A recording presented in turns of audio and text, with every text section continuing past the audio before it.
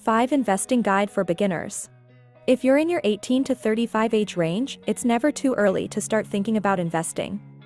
Investing can seem intimidating at first, but it's actually a great way to build wealth and secure your financial future. Before we dive into the specifics of investing, it's important to understand the basics. Investing involves using your money to purchase assets, such as stocks, bonds, or real estate, with the goal of earning a return on your investment. The key to successful investing is to diversify your portfolio, meaning that you should invest in a variety of different assets to spread out your risk. Hello good people, welcome to the most exciting and educational channel, where people are inspired to achieve their dreams by watching inspirational and motivational videos that educate the society about topics that is not taught in formal education establishment, but very relevant in helping people achieve their dreams in life. Don't forget to share, like, and subscribe to this channel for more educational and motivational videos. Now let's get straight into today's topic. 5 Investing Guide for Beginners. Now, as a beginner, it's important to keep in mind that investing carries some level of risk.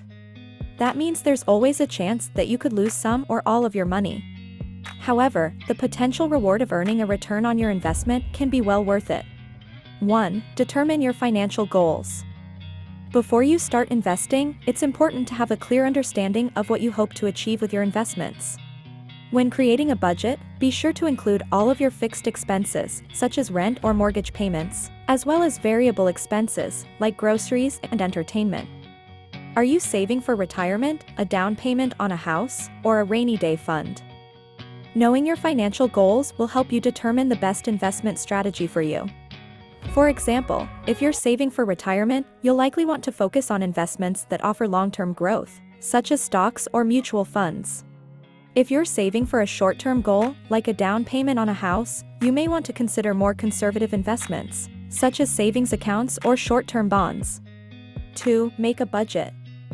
Once you've determined your financial goals, it's important to create a budget to track your income and expenses. This will help you understand how much money you can realistically set aside for investing. Don't forget to also set aside money for savings and investing. When creating a budget, be sure to include all of your fixed expenses, such as rent or mortgage payments, as well as variable expenses, like groceries and entertainment. 3. Start small. As a beginner, it's okay to start small and gradually build up your investment portfolio. This can help you get comfortable with investing and minimize the risk of losing a large amount of money.